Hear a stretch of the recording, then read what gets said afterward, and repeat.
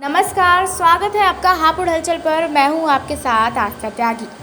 हर साल UPSC civil सेवा परीक्षा के नतीजे आते हैं और इसके साथ ही सामने आते हैं संघर्ष, लगन और प्रतिभा के नए किस्से। नतीजे सामने आते ही सैकड़ों लोगों की ज़िंदगी एक पल में बदल जाती है। हर साल इस परीक्षा को टॉप करने वाले लोग और उनकी कहानियाँ सिविल सेवा की तैयारी करने वाले छात्रों के लिए प्रेरणा बन जाती है। सिविल सेवा साल 2022 की टॉपर हैं इशिता किशोर। तो आज हम आपको बताने जा रहे हैं इशिता किशोर के बारे में कुछ दिलचस्प बातें। 27 साल की इशिता किशोर का यह सिविल सेवा परीक्षा का तीसरा प्रयास था। इससे पहले दोनों ही प्रयासों में वो प्रीलिम्स परीक्षा भी क्वालिफाई नहीं कर सकी थी और तीसरी बार में उन्होंने टॉप किया है। इशिता ने दिल्ली यूनिवर्सिटी के Shri Ram college of commerce से अर्थशास्त्र में बीए ऑनर्स किया है, लेकिन सिविल सेवा परीक्षा में उनका विषय राजनीति शास्त्र और अंतर्राष्ट्रीय संबंध था। यह विषय उन्होंने क्यों चुना, इस पर वो कहती हैं, राजनीति शास्त्र ग्रेजुएशन में मेरा एक विषय था, तो मुझे इस विषय के बारे में थोड़ा आइडिया तो पहले से था।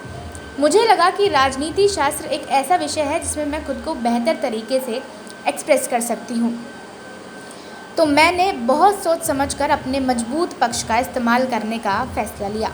इशिता ने ग्रेजुएशन के बाद 2 साल तक एमएनसी में रिस्क एनालिस्ट काम किया।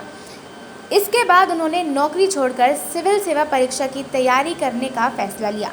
ये फैसला लेने के पीछे की वजह बताते हुए इशिता कहती है, मुझे हमेशा से पता था कि मुझे नौकरी करनी है, लेकिन किस टाइप की नौकरी करनी है ये मुझे तय करना था। मेरे पास बहुत सारे विकल्प थे, जैसे एमबीए करूँ, मास्टर्स करूँ या सिविल सेवा में जाऊँ। फिर मैंने सिविल सेवा के बारे में सोचा, क्योंकि यहाँ आपको देश के लिए कुछ करने का मौका मिलता है। मैं एयरफोर्स बैकग्राउंड वाले परिवार से आती हूँ, तो मेरे भीतर हमेशा से यही भाव रहा है कि मुझे देश के लिए कुछ करना है और उसके लिए सिविल सेवा ही सही प्लेटफॉर्म है। ये फैसला मैंने अचानक नहीं लिया, बल्कि सोच समझकर तय किया। एक सवाल जो हर सिविल सेवा परीक्षा की तैयारी करने वालों से पूछा जाता है, तो जब ये इशिता से पूछा गया तो उन्होंने बताया कि वे सप्ताह भर में सिर्फ 42 से 45 घंटे तक पढ़ाई करती थी, जिसका मतलब है कि वो 8 से 9 घंटे हर रोज़ पढ़ाई करती थी। आमतौर पर धारणा होती है कि यूपीएससी परीक्षा की तैयारी करने वाले लोग सोशल मीडिया से दूरी बना लेते हैं, लेकिन इशिता इसकी ज़रूरत पर बात करती हैं।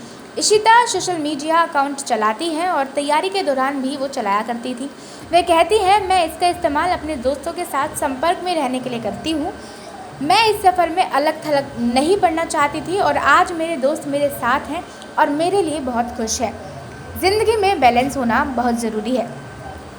इशिता स्पोर्ट्स की भी शौकीन है। उन्होंने राष्ट्रीय स्तर पर फुटबॉल खेला है। उन्होंने फुटबॉल टूर्नामेंट सुब्रतो कप साल 2012 में खेला था और अपनी टीम की कप्तान भी रही थी। वह बताती है, मैंने कई सारे स्पोर्ट्स खेले हैं और आज भी खेलती हूँ। इशिता ने अपनी माँ और नानी से बिहार में मशहूर मधुबनी पेंटिंग सीखी है और वह मधुबनी पेंटिंग बनाती है।